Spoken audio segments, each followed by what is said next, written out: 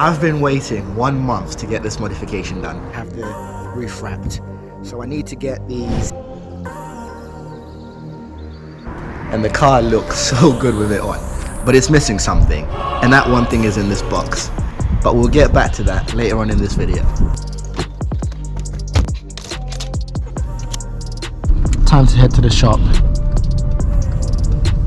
Right, we made it to the shop where my car's getting done, and it's literally out of that house there.